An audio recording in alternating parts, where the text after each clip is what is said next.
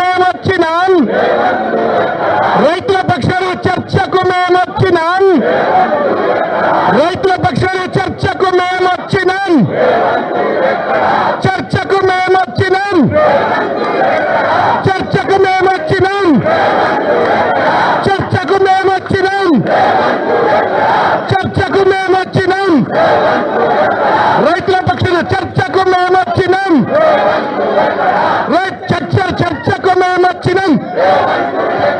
చర్చకు మేము వచ్చినాం, చర్చకు మేము వచ్చినాం, చర్చకు మేము వచ్చినాం, చర్చకు మేము వచ్చినాం, చర్చకు మేము వచ్చినాం, చర్చకు మేము వచ్చినాం.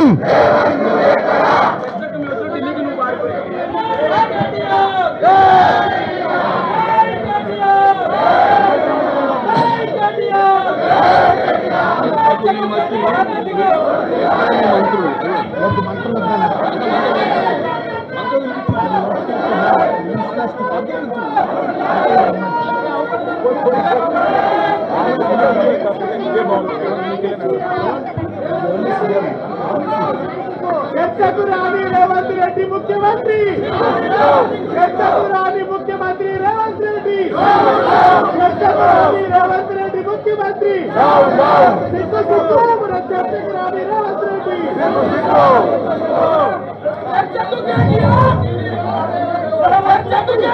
ఢిల్లీలో రేవంత్, ఢిల్లీలో రేవంత్, ఢిల్లీలో రేవంత్, ఢిల్లీలో రేవంత్, ఢిల్లీలో రేవంత్, ఢిల్లీలో రేవంత్, ఢిల్లీలో రేవంత్.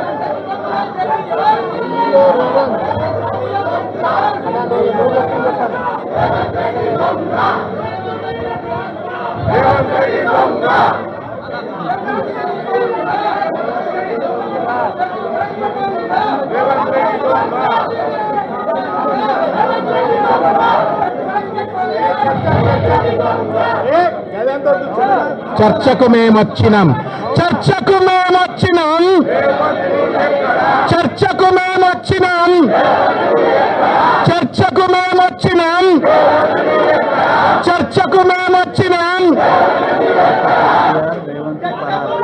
ఓకే, ఇంకోటి ఇంకోటి ఇంకోటి ఇంకో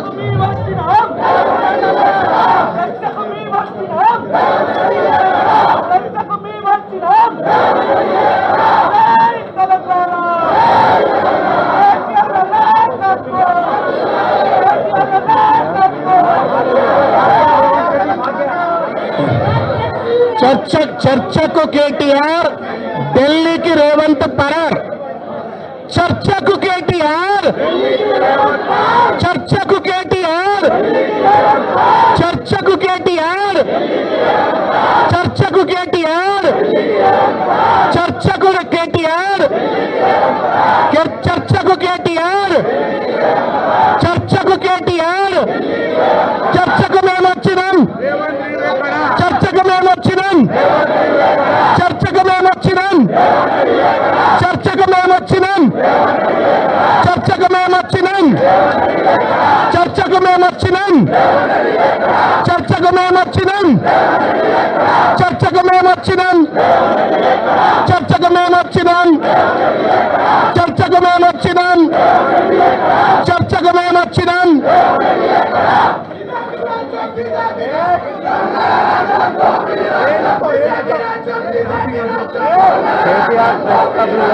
రేవంత్ ఢిల్లీలో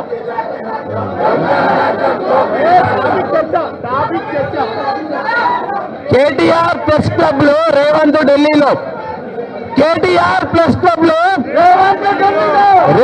కేటీఆర్ ప్రెస్ క్లబ్ లో, కేటీఆర్ ప్రెస్ క్లబ్ లో, కేటీఆర్ ప్రెస్ క్లబ్ లో, కేటీఆర్ ప్రెస్ క్లబ్ లో, కేటీఆర్ ప్రెస్ క్లబ్ లో, కేటీఆర్ సమాజిగూడలో, కేటీఆర్ సమాజిగూడలో, కేటీఆర్ సమాజిగూడలో, కేటీఆర్ సమాజిగూడలో, కేటీఆర్ సమాజిగూడలో, కేటీఆర్ సమాజిగూడలో. స్లోగన్లు కొద్దిసేపు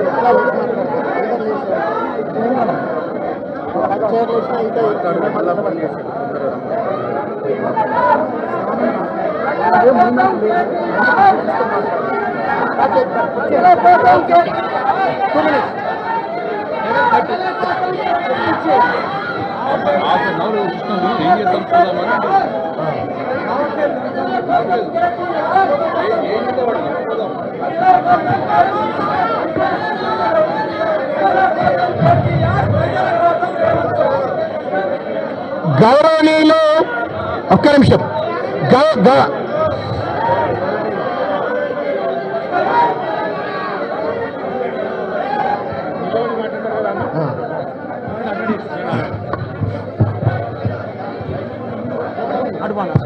జై తెలంగాణ. రేవంత్ రెడ్డి రైతులకు కాంగ్రెస్ పార్టీ ఏం చేసింది, బీఆర్ఎస్ పార్టీ ఏం చేసింది, చర్చకు రండి, కేసీఆర్ వస్తాడా కేటీఆర్ వస్తాడా, నేను కూడా మా కాంగ్రెస్ కార్యకర్తలతోటి వస్తా అని సవాల్ విసినాడు. ఆ సవాల్కు 3 రోజుల క్రితమే కేటీఆర్ గారు స్పందించి నువ్వు ఎక్కడికి రమ్మన్నా వస్తా అని చెప్పి ఈరోజు ప్రెస్ క్లబ్లో 3 రోజులు సమయం ఇచ్చి ఈరోజు ప్రెస్ క్లబ్లో 11 గంటలకు చర్చకు రెడీ అని కేటీఆర్ గారు చెప్పినారు. కానీ 11:30 అయింది. అటు ముఖ్యమంత్రి కానీ వారి తరఫున బాధ్యత గల మంత్రి, వ్యవసాయ శాఖ మంత్రి కానీ ఉప ముఖ్యమంత్రి గారు కానీ ఎవరైనా రమ్మన్నారు. కానీ అర్ధగంట అయింది, కేటీఆర్ గారు వేచి చూస్తా ఉన్నారు, వారు ఇంకా రాలేదు. కాబట్టి కేటీఆర్ గారిని మాట్లాడవలసిందిగా కోరుతా ఉన్నాను. జై తెలంగాణ, జై తెలంగాణ. మైక్ జై తెలంగాణ. కేసీఆర్ గారి నాయకత్వం. గౌరవనీయులైన సహచర మిత్రులందరికీ ఒక మనవి. ముందుగా ఈ రాష్ట్రంలో గత 18 నెలల అరాచక పాలన వల్ల, ముఖ్యంగా రైతులకు ఇచ్చిన మాట తప్పి మోసం చేసిన కాంగ్రెస్ ప్రభుత్వం యొక్క వైఖరి వల్ల ఆత్మహత్యలు చేసుకున్న 600 మంది అన్నదాతల కోసం, 600 మంది రైతన్నల కోసం ముందుగా 1 నిమిషం నివాళి అర్పించి ఆ తర్వాత మనం మాట్లాడుకుందాం. దయచేసి అందరూ కూడా మౌనంగా 1 నిమిషం లేచి నిలబడవలసిందిగా అందరినీ కోరుతాం.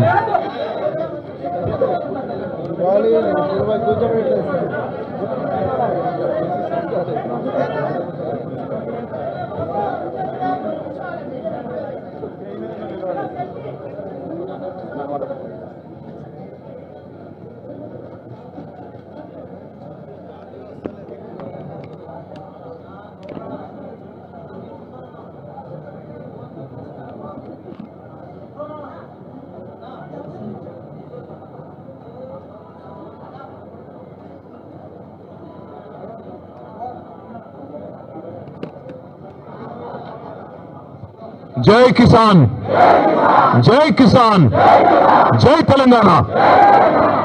గత 18 నెలలుగా రాష్ట్రంలోని 70 లక్షల మంది రైతుల్ని, అట్లాగే కోట్లాది కుటుంబాల్ని నోటికొచ్చిన హామీ ఇచ్చి, నోటికొచ్చిన వాగ్దానం చేసి, మొత్తంగా 420 హామీలు, 6 గ్యారంటీలు, 100 రోజులు అని డైలాగులు కొట్టి ఆఖరికి గ్యారంటీ కార్డులు ఇచ్చి, అఫిడవిట్లు రాసి, బాండ్ పేపర్ మీద రాసి మోసం చేసి గద్దెనెక్కి 18 నెలల తర్వాత కూడా ఒక్కటంటే ఒక్క హామీ నిలబెట్టుకోగా మీదికెళ్ళి తెల్లారి లేస్తే రంకెలు, తెల్లారి లేస్తే అరుపులు, గావు కేకలు, బూతులు, ఇది తప్ప 18 నెలలుగా చేసిందేమీ లేదు. కానీ బేసిక్ నాలెడ్జ్ లేని ముఖ్యమంత్రి అని తెలిసినా ముఖ్యమంత్రి ముచ్చటపడుతుంది కదా, దమ్ముంటే రండి చర్చకు అని ఖార్గే సాబ్ సాక్షిగా సవాల్ విసిరింది కదా. కేసీఆర్ వస్తాడా కేటీఆర్ వస్తాడా, ఎవరు వస్తారో రండి అని తొడగొట్టిండు కదా. వస్తాడేమో అనుకొని ఇక బేసిక్ నాలెడ్జ్ లేదు కాబట్టి ఓ 72 గంటల టైం తీసుకో, ప్రిపేర్ అయ్యి రా, నువ్వు ఎక్కడికి రమ్మంటే అక్కడికి వస్తాం. ఒకవేళ ఎందుకంటే నీకు మాట మీద నిలబడే అలవాటు లేదు కాబట్టి, నువ్వు మాట తప్పుతావని తెలుసు కాబట్టి, నీకు జూలై 8 నాడు 11 గంటలకు మేమే ప్రెస్ క్లబ్కి వస్తాం.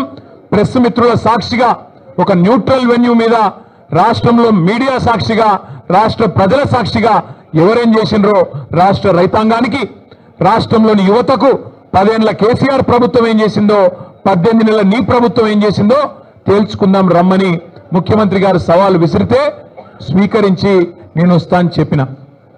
వస్తాడేమో అనుకున్న ముఖ్యమంత్రి, పోనీ ముఖ్యమంత్రి రాకపోతే ఆయన తరపున ఒక బాధ్యత గల్ల ఉప ముఖ్యమంత్రినో, ఒక వ్యవసాయ మంత్రినో, లేదా మరొక మంత్రినో పంపుతారేమో అనుకున్నా.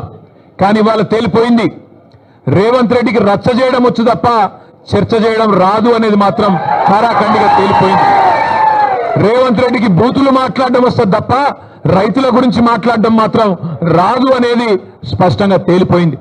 ఇవాళ బేసిన్ నాలెడ్జ్ లేని ముఖ్యమంత్రి, ఆయన ఇరిగేషన్ అధికారుల సమావేశంలో తాను ముఖ్యమంత్రి అనేది కూడా మర్చిపోయి ఏ ప్రాజెక్టు ఏ నదీ బేసిన్ లో ఉంది అని ఒక చిన్నపిల్లగాడు అడిగినట్టు అడుగుతుంటే, ఈయననా మన ముఖ్యమంత్రి అని చెప్పి, ఈయననా మనకు న్యాయం చేసేదని చెప్పి రాష్ట్రంలోని రైతులు ఇవాళ బాధపడే పరిస్థితి.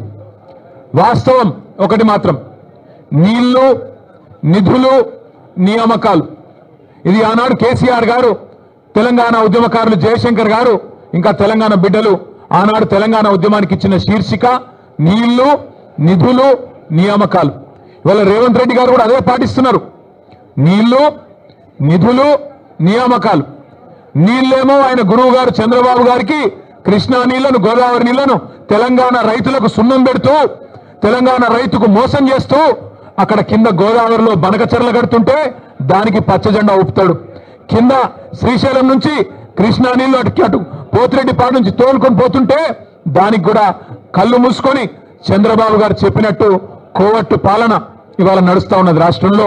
నీళ్లేమో ఆంధ్రాకు పోతున్నాయి, నిధులేమో ఢిల్లీకి పోతున్నాయి. ఈ నియామకాలు ఆయన తొత్తులు కొంతమందికి ఇచ్చుకొని వాళ్ళనే చూసుకొని మురిసిపోతా ఉన్నాడు. నేను అడిగిన ఒక కాంగ్రెస్ నాయకుడు ఫోన్ చేసిండు, ఎందుకన్నా ఇదంతా అని. నేను అడిగినా, మరి మీ ముఖ్యమంత్రి పిలిచిండు కదా, ఎక్కడ పోయిండు అన్న ఢిల్లీకి పోయిండు అన్నాడు. ఎందుకు పోయిండు, ఏమిటి పోయిండు అని నేనన్నా. ఎరువుల బస్తాల కోసం పోయిండు అన్నాడు. ఎరువుల బస్తాల కోసం పోయిండట. ఎట్లుందంటే ఇది, వెనకటికెవడో తాటి చెట్టు ఎక్కిండట. ఎందుకు ఎక్కినవా తాటి చెట్టు అంటే, దూడకు గడ్డి కోసం ఎక్కిన అన్నాడట. రేవంత్ రెడ్డి ఎరువుల బస్తాల కోసం పోయినట్టు ఎవరైనా నమ్ముతారా రాష్ట్రంలో? రేవంత్ రెడ్డి ఏ బస్తాలు తీసుకొని పోయిండో ఢిల్లీకి అందరికీ తెలుసు.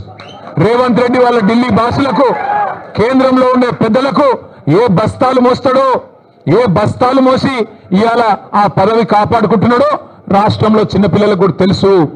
మనోళ్ళు సోషల్ మీడియాలో మా తమ్ముళ్ళు చెల్లెళ్ళు మంచిగా ముద్దు పేరు పెట్టిండ్రు. పే సీఎం అంటే పేమెంట్ కోటాలో తెచ్చుకున్న సీఎం పదవిని ఎప్పటికప్పుడు పేమెంట్లు ఇచ్చుకుంటూ కాపాడుకునే బాపత తప్ప నీకు రాష్ట్రంలో రైతుల మీద ప్రేమ లేదు, రాష్ట్రంలో గిరిజనుల మీద ప్రేమ లేదు, దళితుల మీద ప్రేమ లేదు, 42% రిజర్వేషన్ ఇస్తానని నువ్వు మోసం చేసిన బలహీన వర్గాల బిడ్డల మీద ప్రేమ లేదు, 2500 రూపాయలు ఇస్తానని నువ్వు మోసం చేసిన ఆడబిడ్డల మీద కనీస గౌరవం లేదు. ఇట్లా చెప్పుకుంటూ పోతే ఒక్కటంటే ఒక్క విషయంలో కూడా ఈ ముఖ్యమంత్రి గారు ఇప్పటివరకు సఫలం కాలేదు. ఆయన వచ్చినా రాకపోయినా నేను మొత్తం లెక్క తీసుకొని వచ్చిన. రాష్ట్రంలో మొన్న వేసిన రైతు బంధు అయిపోయింది మొత్తం వేసేసినామని చెప్పిన రైతు బంధు, దానిలో డొల్లతనం కూడా ఆయనకు చెప్దామని వచ్చిన. స్వయంగా రేవంత్ రెడ్డి నియోజకవర్గం కొడంగల్లో, స్వయంగా ముఖ్యమంత్రి ప్రాతినిధ్యం వహిస్తున్న కొడంగల్ నియోజకవర్గంలో ఇగో రైతు బంధు రాని రైతుల సంఖ్య, మొన్న వేసిన రైతు బంధు 670 మంది రైతుల పేర్లు, వివరాలు, అడ్రస్లు, ఫోన్ నంబర్లతో సహా తీసుకొని మరీ వచ్చిన. అట్లే రాష్ట్రంలో రుణమాఫీ కాని రైతుల జాబితా, లక్షల సంఖ్యలో ఉన్నవారు, వారందరి జాబితా కూడా తీసుకొని వచ్చినాం. అట్లాగే ఈ రాష్ట్రంలో ఈ ప్రభుత్వం వచ్చిన తర్వాత, రేవంత్ రెడ్డి గారి ప్రభుత్వం వచ్చిన తర్వాత మరణించిన, బలవన్ మరణాలకు పాల్పడ్డ 600 మంది రైతుల లిస్టుతో సహా తీసుకొని వచ్చినాం. అట్లాగే ఈ రాష్ట్రంలో బోనస్ రాక పంటలు అమ్ముకునే దిక్కులేక, ప్రభుత్వం కొనక మిల్లర్లకు అమ్ముకొని నష్టపోయిన రైతుల జాబితా కూడా మీరు ఏమంటే ఇవ్వడానికి సిద్ధంగా ఉన్నాం. ఇవాళ రాష్ట్రంలో ఎరువుల కొరత రైతులను సతమతం చేస్తున్నది. ఒక ఆధార్ కార్డు మీద ఒకటే ఎరువు బస్తా, ఒకటే యూరియా బస్తా ఇస్తామంటే ఇలా రైతులు మళ్ళా లైన్లు కట్టి చెప్పులు క్యూలో పెట్టి ఎదురు చూస్తా ఉన్నారు ఫర్టిలైజర్ దుకాణాల ముంగట. రేవంత్ రెడ్డి అధికారంలోకి వచ్చే ముందు ఒక పాటను తయారు చేసి దేశం మీదకి వదిలిరు. మళ్ళీ ఆనాటి రోజులు తీసుకొస్తామని చెప్పారు. నిజంగానే ఆనాటి రోజులు తెచ్చిండ్రు.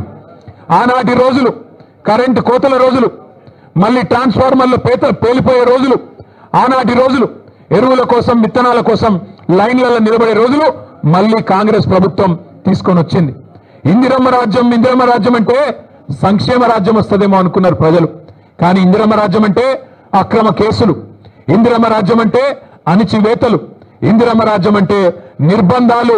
ఆనాడు 50 ఏళ్ల కింద విధించిన ఎమర్జెన్సీని మళ్ళీ తలపించే విధంగా ఇందిరమ్మ రాజ్యం అంటేనే భయమయ్యేటట్టు ఇలా మళ్ళొక్కసారి పేదల మీద, గిరిజనుల మీద, దళితుల మీద దాడులు చేస్తూ చివరికి సోషల్ మీడియాలో ఒక పోస్ట్ పెడితే, రీట్వీట్ పెడితే నల్లబాలు అనే ఒక బలహీన వర్గాల తమ్ముడు శశిధర్ గౌడ పిల్లగాని పేరు, ఆయన తీసుకుపోయి ఇలా జైల్లో పెట్టిండ్రు. అందుకే ఇందిరమ్మ రాజ్యం అంటే ఏందో ప్రజలకు అర్థమైంది. ఆనాటి రోజులు అంటే ఏందో అర్థమైంది. మార్పు అంటే ఏందో అర్థమైంది. అన్ని విషయాలు అర్థమైనాయి. కాబట్టే కర్రుగాల్చి వాత పెట్టడానికి రేవంత్ రెడ్డి గారికి రాష్ట్ర ప్రజలు సిద్ధంగా ఉన్నారు. మీ అందరితో ప్రెస్ మిత్రులతో కూడా వారికి నేను ధన్యవాదాలు చెప్తా ఉన్నా. ప్రెస్ క్లబ్ మా శ్రీనివాస్ గౌడ్ సాబ్ ఫోన్ చేసి ఇట్లా చర్చ ఉన్నది, మరి మాకు అవకాశం ఇవ్వండి అంటే వెంటనే వారు అవకాశం ఇచ్చినందుకు వారికి కూడా ధన్యవాదాలు. ముఖ్యమంత్రి గారికి మర్యాదగా తువాలేసి దాని మీద రాసి నీకోసం ఇంతమంది పెద్దోళ్ళు నిలబడి, మాజీ హోంమంత్రి గారు, మాజీ అడిషనల్ డీజీపీ గారు, మాజీ మంత్రులు, మా రాజ్యసభ సభ్యులు, మా ఎమ్మెల్యేలు అందరూ నిలబడి నీకోసం కుర్చీ వేసి అర్ధగంట ఎదురు చూసినాం. నీకు నీ కుర్చీకి ఇచ్చే గౌరవం నీకు ఇచ్చినాం. కానీ ముఖ్యమంత్రి గారు మీరు గౌరవాన్ని నిలుపుకునే పద్ధతిలో లేరు. మీరు మీ మాటలు, మీ రోత చేష్టలు ఇవన్నీ తెలంగాణ సమాజం గమనిస్తూ ఉంది. పెద్దలు కేసీఆర్ గారిని మీరు ఎట్లా ప్రతిరోజు దుర్భాషలాడుతున్నారో ప్రపంచం మొత్తం చూస్తూ ఉంది. ఒకటి మాత్రం వాస్తవం, నువ్వు 4 రోజులు మోసాలు చేసి తప్పించుకోవచ్చు గాక, 4 రోజులు ఇట్లనే డైలాగులు కొట్టి తొడగొట్టి గతంలో తప్పించుకున్నట్టే తప్పించుకోవచ్చు గాక. ఆయన ముఖ్యమంత్రి గారికి సవాల్ చేసుడు పారిపోడు కొత్త ఏం కాదు. మీకు యాదికుండాలే, 2018లో ఇదే సిపాయి డైలాగులు కొట్టిండు. కొడంగల్లో నేను ఓడిపోతే రాజకీయ సన్యాసం చేస్తా అన్నాడు. 2018లో ఓడిపోయిండు మా పట్నం నరేందర్ రెడ్డి గారి చేతిలో. ఓడిపోయిన తెల్లారో మర్నాడో సిగ్గు తప్పి మాట తప్పి మళ్ళీ పార్లమెంట్ ఎన్నికల్లో తగుదునమ్మని మళ్ళా నిలబడ్డాడు. అంతకుముందు కొట్టిండు డైలాగ్ 2015లో జిహెచ్ఎంసీలో కనుక టీఆర్ఎస్ సొంతంగా గెలిస్తే నేను రాజకీయ సన్యాసం తీసుకుంటా అన్నాడు. మళ్ళా అప్పుడు కూడా మాట తప్పిండు. ఇవాళ కూడా తొడగొట్టిండు, సవాల్ చేసిండు. రైతుల మీద, యువత మీద ఎప్పుడు వస్తావో రా, కేసీఆర్ వస్తాడా, కేటీఆర్ వస్తాడా, రండి అన్నాడు.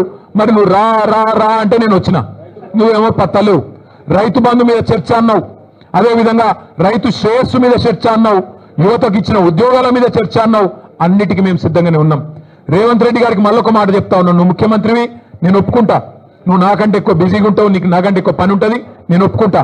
అందుకే మళ్ళొకసారి చెప్తా ఉన్నా, ముఖ్యమంత్రి గారు ప్లేస్ మీరే డిసైడ్ చేయండి, టైం మీరే డిసైడ్ చేయండి. ఆఖరికి నీ జూబ్లీ హిల్స్ ప్యాలెస్ కు రమ్మంటే కూడా తప్పకుండా వస్తాం. కానీ మీరు ఏ అంశం మీద చర్చ పెట్టినా మేము సిద్ధంగా ఉన్నాం. కేసీఆర్ తయారు చేసిన గులాబీ దండు, గులాబీ సైనికులం సిద్ధంగా ఉన్నాం. మాట్లాడుతూ ముఖ్యమంత్రి ఆయన మంత్రులు కొత్త పదం నేర్చుకున్నారు. మేము కేసీఆర్ను రమ్మన్నాం. అరే నీకు నేను ఒకటే అడుగుతున్నా ముఖ్యమంత్రి, మా పిల్లలు సోషల్ మీడియాలో పోస్ట్ పెడితేనే గడగడలాడుతున్నావు, నీకు కేసీఆర్ కావన్నా? చిన్న పిల్లలు, కాలేజీలో చదువుకునే పిల్లలు చిన్న పోస్టులు పెడితే దానికే గడగడలాడుకుంటే వాళ్ళని తీసుకుపోయి జైల్లో పెడుతున్నావు, నీకు కేసీఆర్ కావన్నా? నీ లెవెల్కు మేము చాలు, నీ లెవెల్కు మేము సమాధానం చెప్పే సత్తా కేసీఆర్ తయారు చేసిన ఇంతమంది సైనికులకు మాకు ఎవ్వరితోని, నువ్వు నన్నే కాదు, మా ఎమ్మెల్సీలు, మా ఎమ్మెల్యేలు, మా ఎంపీలు, మా మాజీ ఎమ్మెల్యేలు, మాజీ ఎంపీలు, సీనియర్లు, మా పార్టీలో ఏ నాయకుడైనా నీకు సరిపోతుంది నిజానికి. కానీ నువ్వు ముచ్చటపడుతున్నావు, పేరు తీసుకున్నావని నేను వచ్చినా, మళ్ళా నువ్వు ఎప్పుడు పిలిచినా వస్తా. లేదా నీకు చర్చ చేసే ధైర్యం లేదు, స్పీకర్ గారిని అడ్డం పెట్టుకొని మైక్ కట్ చేసుకుంటా అసెంబ్లీనే టైంపాస్ చేస్తా అంటే అది కూడా ప్రజలు చూస్తూ ఉన్నారు. నీకు నిజంగానే నిజాయితీ ఉంటే, నిబద్ధత ఉంటే చర్చకు రా, లేకపోతే ముక్కు నేలకు గీసి కేసీఆర్కు క్షమాపణ చెప్పు. తప్పుడు కూతలు కూసినందుకు రైతు బంధు లాంటి పథకం పెట్టిన మహానాయకుడు, రైతు బీమా లాంటి పథకం తెచ్చిన మహానాయకుడు, భారతదేశ చరిత్రలో మొట్టమొదటిసారి 24 గంటలు రైతుకు ఉచితంగా కరెంట్ ఇచ్చిన నాయకుడు కేసీఆర్. అట్లాంటి నాయకుడిని అడ్డగోలుగా మాట్లాడినందుకు ముక్కు నేలకు రాసి చర్చకొచ్చే దమ్ము లేదు, కేవలం నాకు రచ్చ చేయడం మాత్రమే తెలుసు అని చెప్పి తప్పుకో, క్షమాపణ చెప్పు. అంతేగాని ఇట్లాంటి పనికిమాలిన డైలాగులు, పనికిమాలిన సవాళ్లు మరొకసారి విసిరొద్దు. విసిరితే మాట మీద నిలబడు అని మళ్ళొకసారి విజ్ఞప్తి చేస్తూ ఈరోజు పెద్ద ఎత్తున కదిలి వచ్చిన మా ఆడబిడ్డలు, మా అన్నదమ్ముళ్ళు పేరు పేరున అందరికీ నమస్కారాలు. చివరిగా इंग्लिश मीडिया, हिंदी मीडिया కూడా ఉన్నది, వారి కోసం ఒక రెండు మాటలు. हमारे यहाँ के तेलंगाना राज्य के मुख्यमंत्री रेवंत रेड्डी, जिन्होंने 420 वादे तेलंगाना की जनता से करके जीत के गद्दी पे बैठ गए. जिस दिन से जीते, जिस दिन से उनको जीत मिली, जब से वो मुख्यमंत्री बने, आज तक एक भी वादा ढंग से अमल नहीं कर रहे. उसके ऊपर आज रेवंत रेड्डी ने हमको ललकारा, हमको चैलेंज किया. या तो केसीआर आए, आपके पार्टी से, चाहे केसीआर को बुला लीजिए या केटीआर को बुला लीजिए, मैं चर्चा करने के लिए तैयार हूं कि किसानों के लिए किसने क्या किया, तेलंगाना की युवा के लिए 10 साल में आपने क्या किया, 18 महीने में हमने क्या किया, इस बात पे चर्चा करने के लिए हम तैयार है करके रेवंत रेड्डी जी ने हमको सवाल किया. सवाल को हमने स्वीकारा और आज प्रेस क्लब में हमारे प्रेस भाई और बहनों के सामने यहां पे हमने इंतजार किया आधा घंटा. मुख्यमंत्री जी को एक अच्छी तरह से यहां पे उनके लिए कुर्सी भी सजा के यहां पे हमने रखा, उनका इंतजार भी किया. बट लगता है रेवंत जी को सवाल करना आता है, जवाब सुनने का उनको कोई पेशेंस नहीं है, उनमें कोई सब्र नहीं है. भाइयों, मैं आपसे इतना ही कहूंगा कि ये 420 वादा करने वाली जो कांग्रेस गवर्नमेंट है, इनकी पूरी तरह से, इनकी जो रवैया है, इनकी जो सोच है, इनकी जो डोंग है, ये सब हमारी तेलंगाना की जनता जान चुकी है. राहुल गांधी, मल्लिकार्जुन खड़गे साहब जो पॉलिटिकल टूरिस्ट बन के आए और यहां पे SC ST declaration, BC declaration, Telangana youth declaration, 2 lakh युवाओं को रोजगार, ये सब वादा किया. ये तेलंगाना की समाज आज हर चीज नोट कर रही है. आज मुख्यमंत्री के लिए हमने इंतजार किया, वो आए नहीं. हम तो तैयार है, आगे भी मुख्यमंत्री अगर प्लेस तय करेंगे, डेट तय करेंगे, जहां भी वो बुलाएंगे हम तैयार रहेंगे, हम आएंगे. और साथ ही साथ आखिरी में मैं इतना ही कहूंगा कि कांग्रेस पार्टी की गद्दारी, कांग्रेस पार्टी की जो फरेब आज तेलंगाना की जनता को समझ आ गई. पता नहीं क्यों मोदी जी को नहीं समझ आ रहा है.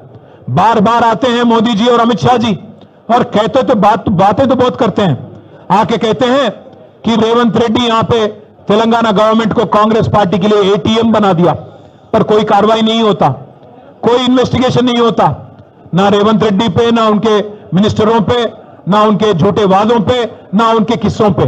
मैं आपको 2 चीज सुनाता हूं. रेवंत रेड्डी ने अपने खुद के साले को 1100 करोड़ का प्रोजेक्ट दे दिया अमृत स्कीम में. उस पे हम गए दिल्ली, शिकायत किए, केंद्र सरकार से रिक्वेस्ट किए कि आप जांच करिए, कोई कुछ नहीं होता. यहां पे आते हैं, कहते हैं कि ये बड़ा वसूली कर रहे हैं, पर कोई कार्रवाई नहीं होता, कोई ईडी नहीं आती, कोई CBI नहीं, कोई IT नहीं. साथ ही साथ यहां पे SLBC टनल टूट जाता है, कोई NDSA नहीं आता. यहां पे वट्टम पंप हाउस डूब जाता है, कोई NDSA नहीं आता. यहां पे पेद्दावागु प्रोजेक्ट बह जाता है, कोई NDSA नहीं आता. इस हद तक कि यहां के तेलंगाना जनता को समझ आ गया कि बीजेपी आज रेवंत रेड्डी को बचाने में लगी है. इसलिए मैं भाइयों में आपसे इतना ही कहना चाहूंगा कि दोनों नेशनल पार्टीज ने तेलंगाना के साथ वादा जो किया, उसको उस पे वादा पे नहीं खड़े रहे, चीट किया. इसलिए हम हमेशा तैयार है, हमेशा तेलंगाना की आवाज बन के तैयार रहेंगे, आगे भी ये लड़ाई जारी रखेंगे. మీ అందరూ కూడా మళ్ళొకసారి హృదయపూర్వకంగా పెద్ద ఎత్తున వచ్చినందుకు ధన్యవాదాలు. మా తమ్ముడు ఎర్రోల శ్రీనివాస్ గారు గుర్తు చేస్తా ఉన్నారు, అన్న అశోక్ నగర్ లో రేవంత్ రెడ్డి గారు, రాహుల్ గాంధీ గారు 2 లక్షల ఉద్యోగాలు ఇస్తామని మన యువతకు ప్రామిస్ చేసినారు మొదటి సంవత్సరంలోనే. ఈ రోజు వరకు 6,500 ఉద్యోగాలు కూడా రాష్ట్ర ప్రభుత్వం భర్తీ చేయలేదు. ఆ విషయం గుర్తు చేయండి అని చెప్తా ఉన్నారు. రాష్ట్రంలోని యువతకు ఇవాళ అర్థమైపోయింది. 2 ఉద్యోగాలు సంపాదించుకున్నారు. ఒకడు రాహుల్ గాంధీ అక్కడ ప్రతిపక్ష నాయకుడు అయిండు, రెండోది రేవంత్ రెడ్డి గారు ముఖ్యమంత్రి అయిండు. మీకు 2 లక్షల ఉద్యోగాలని చెప్పి మీ చెవులో పువ్వులు పెట్టి మరి ఇవాళ 2 మాత్రం ఉద్యోగాలు సంపాదించుకున్నారు. తెలంగాణ యువత ఉద్యోగాల కోసం చెలో సెక్రటేరియట్ అంటే వాళ్ళని మాత్రం తీసుకుపోయి జైళ్లలో పెడతా ఉన్నారు. అందుకే తెలంగాణ యువత తెలంగాణ విద్యార్థి లోకంతో కూడా మా విజ్ఞప్తి మా ప్రార్థన గత 10 ఏళ్ళు ఎట్లుండే మరి ఇప్పుడు ఈ ప్రభుత్వం ఎట్లున్నది మీరే బేరీ చేయండి. ఫీజు రీయింబర్స్మెంట్ వస్తలేదు. ఒక్క మెడికల్ కాలేజ్ కూడా కేసీఆర్ గారు ప్రారంభించిన కాలేజీల్లో కూడా ఇలా సవ్యమైన పర్యవేక్షణ లేక సవ్యమైన పరిస్థితులు లేక వాటిని కూడా మూతపడేసే పరిస్థితి వచ్చింది. గురుకులాలు నడుస్తలేవు. గురుకులాల్లో ఒకనాడు అద్భుతమైన ఫలితాలు వచ్చేదన్నాడు ఆర్ఎస్ ప్రవీణ్ కుమార్ గారు సెక్రటరీగా ఉండి కేసీఆర్ గారి నాయకత్వంలో అద్భుతంగా మనం ముందుకు తీసుకుపోయినాం. మా సబితక్క విద్యాశాఖ మంత్రిగా ఉన్ననాడు, బలహీన వర్గాల శాఖ మంత్రిగా కమలాకర్ అన్న ఇంకా ఇతర పెద్దలు ఉన్నప్పుడు బ్రహ్మాండంగా నడుపుకున్నాం. కానీ ఈరోజు అడ్మిషన్లు తగ్గిపోయినాయి, అదేవిధంగా అక్కడి నుంచి ఫలితాలు తగ్గిపోయినాయి. చివరికి పిల్లలకు నాణ్యమైన భోజనం పెట్టలేక కల్తీ భోజనం పెడితే ఇప్పటికి 90 మంది పిల్లలు చనిపోయిన పరిస్థితి గురుకులాల్లో ఉన్న మాట గమనించాలని చెప్పి నేను కోరుతా ఉన్నా. రాష్ట్రంలో అన్ని వ్యవస్థలు అస్తవ్యస్తం చేసినారు. ఒకటి కాదుగా మా పంచాయతీరాజ్ శాఖ మంత్రిగా పనిచేసిన దయాకర్ రావు గారు చెప్తా ఉన్నారు, గ్రామాలు అన్యాయం అయిపోయినాయని. గ్రామాలు కాదు, పట్టణాలు కాదు, రాష్ట్రం మొత్తంలో కూడా పాలన పడకేసింది. కేవలం పర్సెంటేజ్ల వ్యవహారమే నడుస్తా ఉన్నది. అందుకే నేను మీ అందరితో ప్రార్థించేది, గౌరవ పెద్దలు కేసీఆర్ గారి నాయకత్వంలో ప్రజల పక్షాన ప్రజల గొంతుకై మన పోరాటం నిరంతరం కొనసాగిద్దాం. పెద్ద ఎత్తున విచ్చేసిన మీ అందరికీ కూడా మళ్ళొకసారి హృదయపూర్వకంగా నమస్కారాలు, ధన్యవాదాలు. జై తెలంగాణ. కేసీఆర్ గారి నాయకత్వం.